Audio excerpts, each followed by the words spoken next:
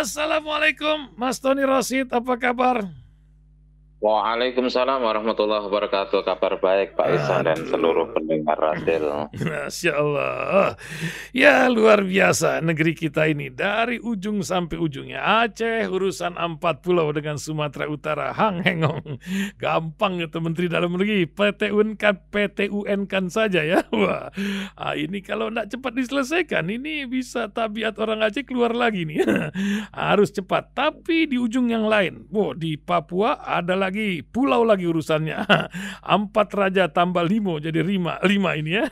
Ini di tajuknya media Indonesia kemarin itu tambah raja yang satu lagi. Ini menjadi sebuah setitik kecerahan ketika Prabowo mau menutup 4 perusahaan, belum limo ya. Karena rajanya 4 di sana. Nampaknya menjadi sebuah masalah pertambangan di daerah hutan lindung pula. Ini kan dibuat peraturan sejak zaman Presiden Megawati kalau tidak salah ya. Alih-alih petani diberikan support dan lain-lain walaupun sudah dibeli berasnya oleh Bulog, tapi kali ini ada gerakan dari TNI yang merekrut 24.000 orang tamtama. Ada istilah seperti zaman dulu ya, namanya itu batalion teritorial, buat jadi tenaga kesehatan, buat jadi petani, buat jadi perkebunan dan peternakan. Wah, ini luar biasa ini, sehingga banyak lembaga yang memprotesnya pula. Apa yang Mas Tony lihat dari perjalanan bangsa ini, juga tentang isu-isu yang sedang berkembang? Kalau isu bola nggak usah dibahas lah, 6-0 sudah terima jadi pelajaran Mas Tony ya. Dan juga masalah garis kemiskinan. Kita ini bertiga ini, 2 dari 3 ini kalau kata lembaga dunia ini orang miskin kita. Itu kalau dari segi PT ya, belum lagi miskin yang lainnya. Wallahu a'lam bishawab. Silakan Mas Tony Rosid, mungkin ada hal-hal lain. Tafadhol, kita bincang 30 menit ke depan. Silakan Mas. Baik Pak Ihsan dan seluruh pendengar Rasil dimanapun berada. Yang menjadi dasar dan prinsip di dalam membangun sebuah bangsa, pertama mesti ada niat untuk bangsa, untuk negara ini. Itu dulu. Jadi orientasi adalah bagaimana para pejabat ketika membuat sebuah kebijakan itu betul-betul karena untuk kepentingan bangsa, bukan untuk kepentingan diri sendiri, kepentingan kelompok atau kepentingan orang lain, dan itu mesti dianggap sebagai sebuah korupsi kalau untuk kepentingan yang lain. Gitu. Kemudian yang kedua, baru kemudian setelah kebijakan itu ada diverifikasi menurut undang-undang. Dan undang-undangnya itu memperbolehkan, memberikan ruang untuk melakukan kebijakan itu. Jangan kemudian ketika kebijakan itu tidak sesuai dengan undang-undang atau tidak sesuai dengan aturan, undang-undang atau aturan yang lain itu diubah. Ini seringkali yang menjadi problem di negara ini. Kemudian yang ketiga, berdiverifikasi berkaitan dengan urgensitas dan efektivitas kebijakan itu. Dan ini akan menyangkut segala kebijakan. Di antaranya adalah kebijakan Kementerian Dalam Negeri terkait dengan pulau antara Aceh dengan Sumut ya, Sumatera Utara. Ya. Apa sesungguh kebijakan ini untuk kepentingan bangsa yang mana? Ya, apakah kemudian dengan ada itu bangsa diuntungkan, negara diuntungkan? Ini dulu yang menjadi sebuah prinsip di dalam manajemen pengelolaan negara. Semua tidak boleh untuk kepentingan pribadi apa kepentingan kelompok. Takutnya nanti, apalagi ini lagi musim tambang nikel, jangan-jangan ada tambang nikelnya di situ, kan repot. Ya, yang kemudian izin dan sebagainya itu menjadi sebuah problem. Dan terus kemudian juga menurut aturan apa, gitu kan. Jadi niatnya dulu, jangan kemudian aturan dulu. Aturan bisa-bisa saja, tetapi niatnya dulu untuk bangsa, untuk negara apa, kepentingannya apa. Kemudian baru kalau itu sudah ada niat untuk negara, kepentingan aturannya seperti apa. Kemudian yang ketiga, itu urgent apa enggak, gitu kan. Kalau yang lain masih ada yang urgent, ngapain ngurusin yang tidak urgent? Ya, apalagi kalau kemudian tidak efektif, ini menjadi sebuah problem. Ya. Kita bergeser terkait dengan tambang nikel. Ini kan jelas bahwa dalam Undang-Undang Nomor 1 Tahun 1974 2014 tentang kawasan pesisir dan pulau-pulau kecil terkait dengan penambangan di bawah 2.000 kilometer persegi atau 200.000 hektar itu namanya pulau kecil yang tidak boleh ditambang. Sementara yang ditambang itu ada 4 pulau oleh 4 perusahaan, itu ada 5 hektar, kemudian ada 746 hektar, kemudian yang lain lagi itu ada 2.137 hektar, kemudian ada 6.030,53 hektar, gitu kan. Dan ini kan jauh, jadi super kecil, bukan kecil lagi, gitu loh. Ini 2.000 kilometer persegi, di situ paling besar cuma 60 kilometer persegi yang 6.030,35 atau 63 hektar itu kan cuma 60 kilometer persegi, kecil sekali dibanding dengan batas 2.000 kilometer persegi. Ya, persoalannya kemudian dibatalkan. Kita apresiasi terhadap kebijakan Pak Prabowo membuat sebuah keputusan tegas untuk dibatalkan. Tapi apakah selesai? Tidak. Jelas-jelas itu melanggar undang-undang ya nomor 1 tahun 2014, juga ada keputusan MK nomor 35 WUU Romawi 21 tahun 2023, itu tegas dan jelas bahwa itu adalah sebuah pelanggaran. Kenapa izin keluar? Kenapa IUP keluar dari CNC? Bahkan sudah mendapatkan protes dari bupatinya atau wilayah masyarakat di sana.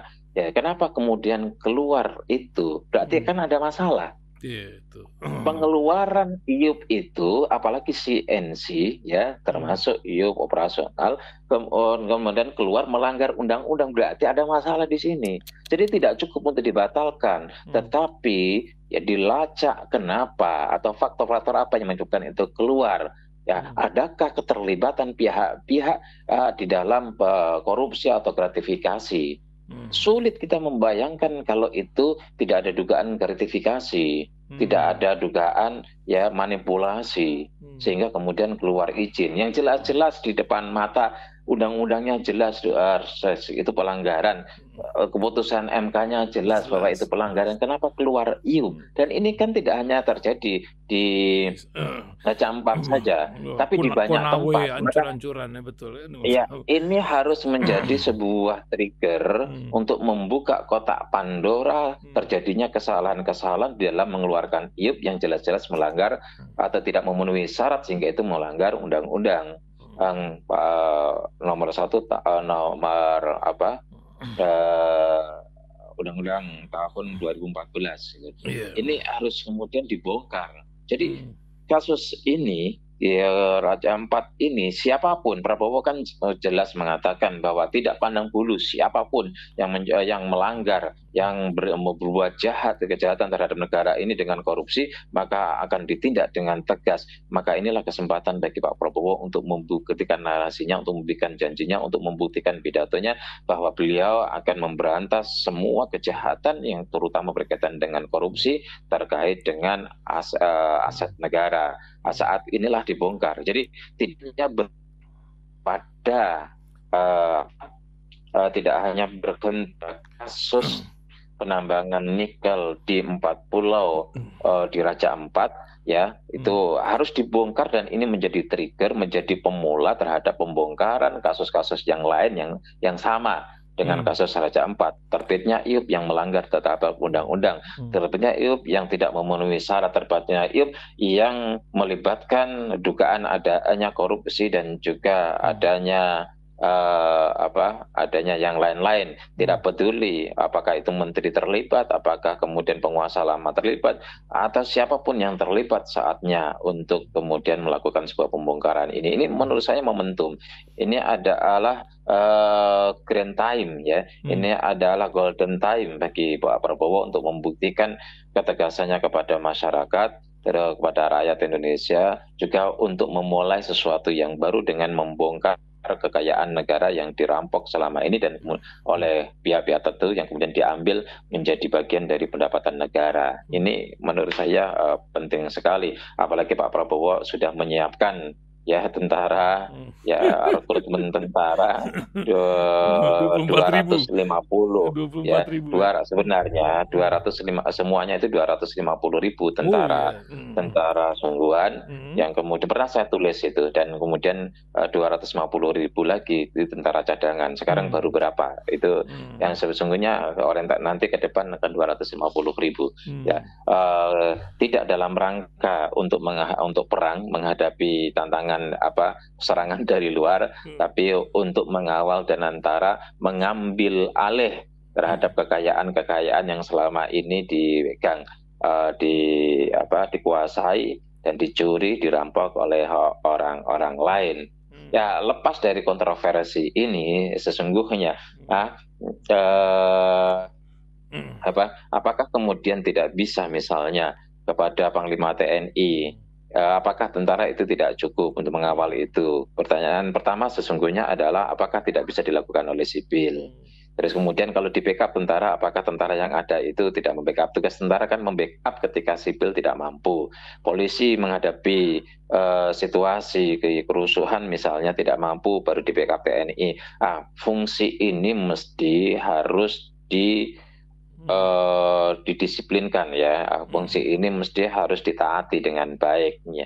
Bahwa kalau kemudian ada tentara direkrut, orientasinya adalah untuk mengawal dan antara dalam menjaga pembangunan di masyarakat. Nah, ini tentu saja lagi-lagi tadi prinsipnya adalah semua kebijakan harus sesuai dengan regulasi yang ada. Ya, ini tidak dalam keadaan darurat. Ya, kalau kemudian dikatakan keadaan darurat, mesti regulasinya yang tepat, yang sesuai. Inilah yang menjadi sebuah problem bagi kita. Tidak boleh tabrak menabrak. Kalau tabrak menabrak nanti ya akan terjadi akan terjadi tabrakan-tabrakan di peraturan-peraturan yang lain, dan ini akan menimbulkan masalah. Jadi kalau kemudian ada kantor tulisannya menyelesaikan masalah tanpa masalah, mestinya ini diikuti. Jangan menyelesaikan masalah dengan masalah baru. Artinya apa? Perlu regulasi yang tertib, dan kemudian perlu kedisiplinan dalam ketaatan kepada regulasi itu, sehingga semua kebijakan ketika itu sesuai dengan regulasi tidak menimbulkan masalah di kemudian hari. Sehingga menyelesaikan masalah tanpa masalah bukan menyelesaikan masalah dengan masalah baru. Ini yang perlu juga dipahami. Apalagi memang kita pahami psikologi Pak Prabowo tidak percaya dengan sipil ya, cenderung tidak mudah percaya kepada sipil karena beliau meyakini ada habitat yang berbeda. Kalau tentara kan loyalitasnya tinggi. Ketika kemudian mereka terlatih ya dengan semua kedisiplinan dan kemudian ketaatan, sehingga ketika ada satu komando mereka bisa mengerjakan dengan sesuai dengan target. Ya, tetapi kan ini juga harus ada regulasinya, dan tidak boleh kemudian bangsa ini didirikan tidak hanya oleh tentara, bangsa ini didirikan oleh semua pihak, tentara dan juga sipil. Ya, justru tentara juga berasal dari sipil, artinya juga tidak boleh mengabaikan. Kalau kemudian ada kekurangan dan kelemahan pada di sipil,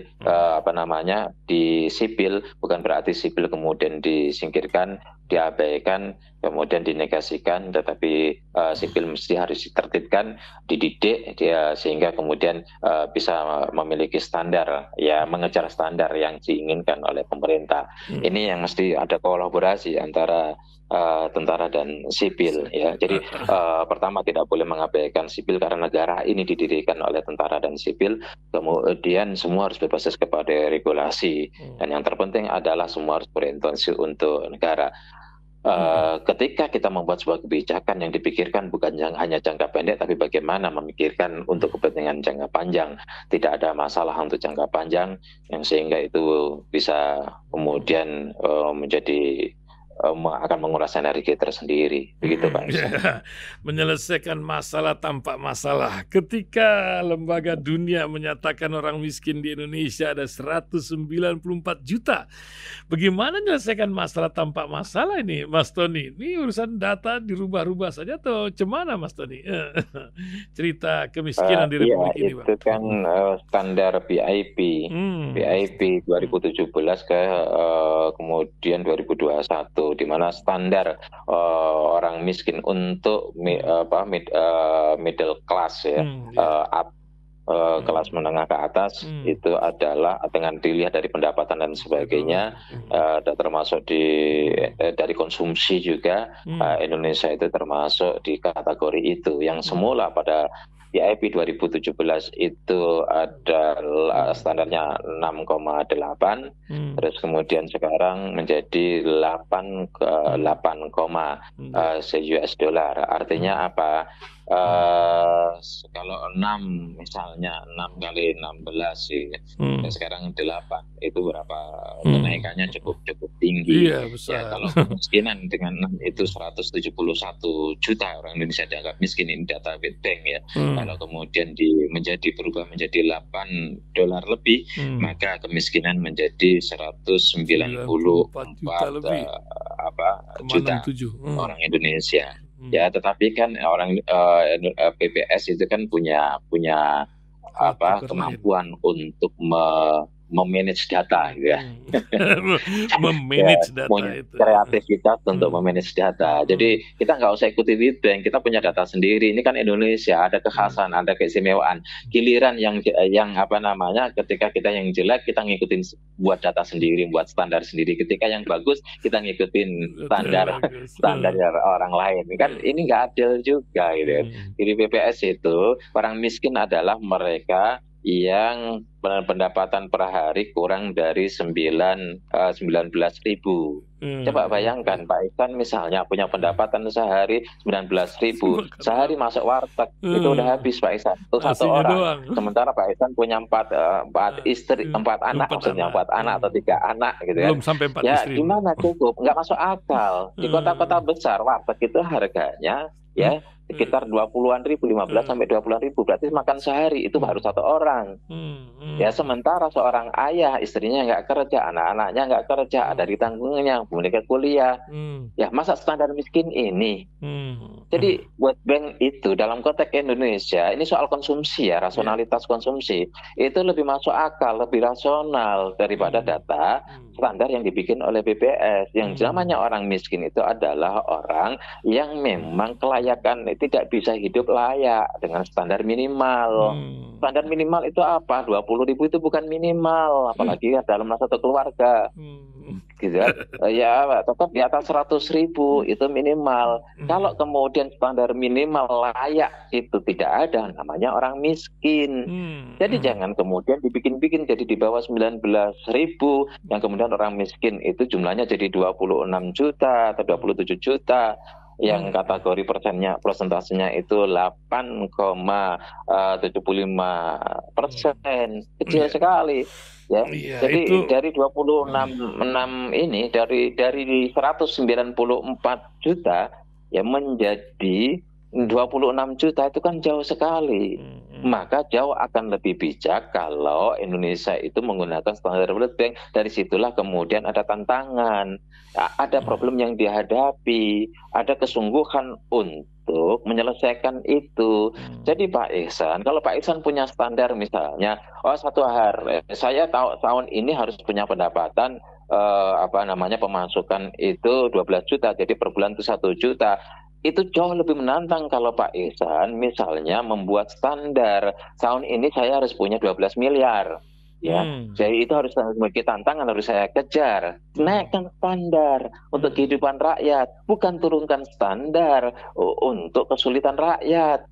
Iya, itu jadi baru Bang, soal mindset. Itu baru urusan orang miskin ya, belum lagi orang menengah. Ini kan lonjak ini dari 57% sekarang hanya tinggal 17% kelompok menengah di Indonesia. Catatan itu anjlok 21% lebih. Kemana ini makhluk orang yang nampaknya menyebabkan donatur di masjid-masjid juga saya bertemu pengurus DKM beberapa tempat iya menurun ya, kenapa ya? Itu daya beli merosot atau gimana? Yang miskin makin miskin, yang menengah makin hancur. Nggak tanggung-tanggung 21% hilang ini.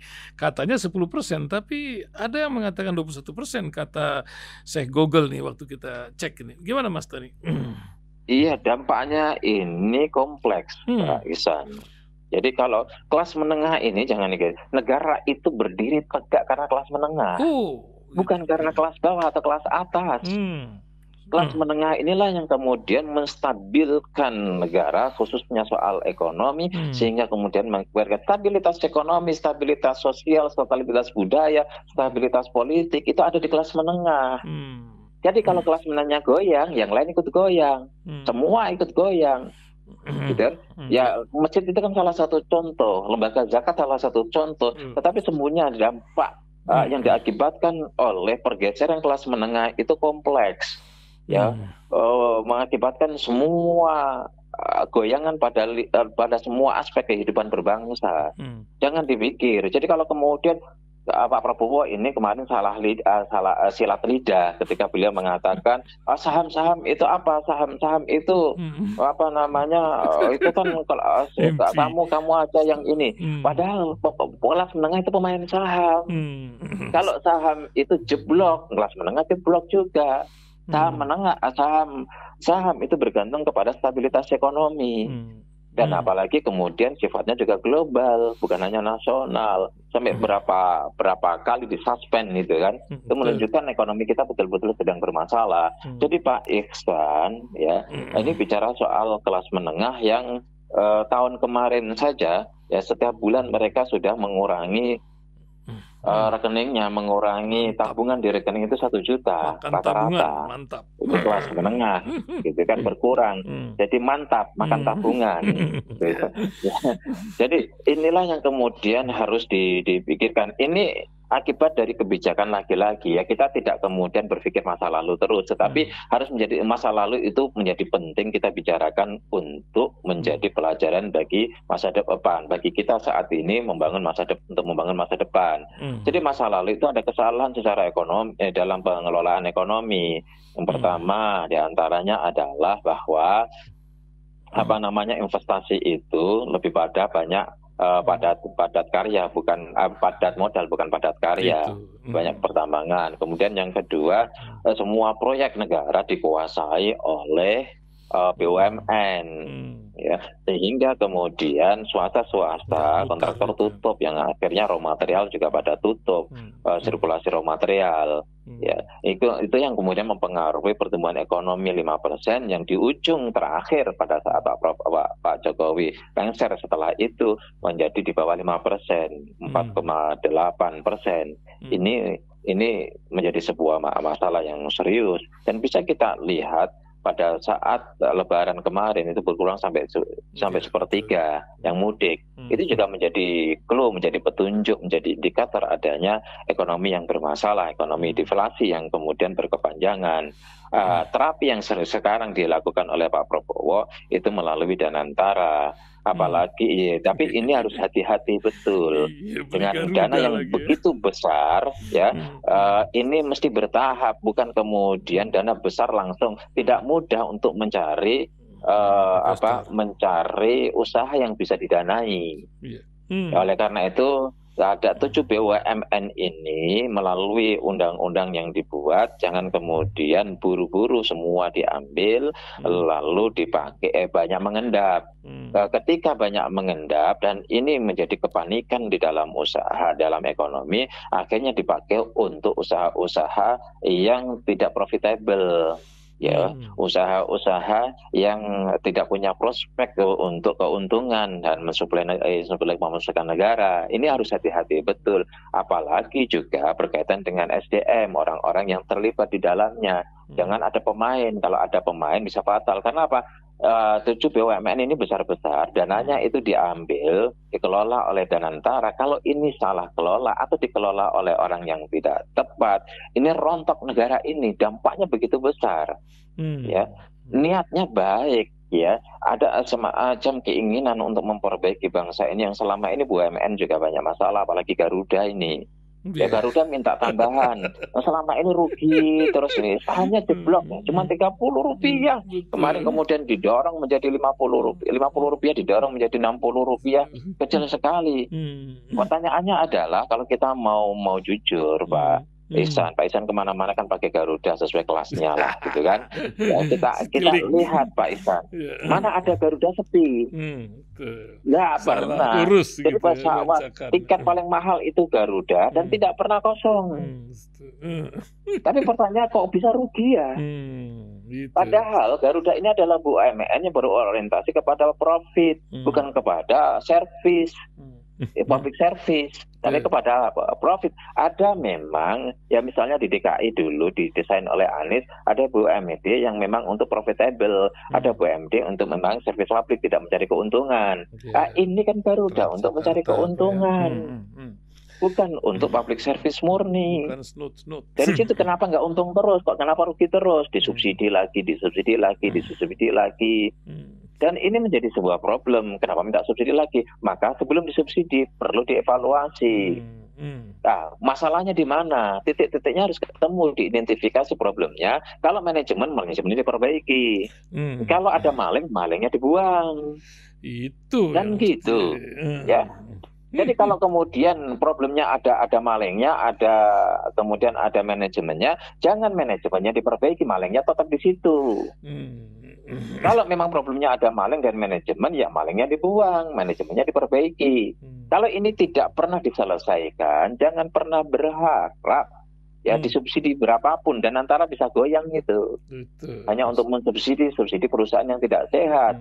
Kalau memang perlu, kalau tidak sehat terus, rugi terus, tidak bisa diperbaiki, ya nggak apa-apa. Garuda itu dibubarkan atau diganti perusahaannya menjadi apa.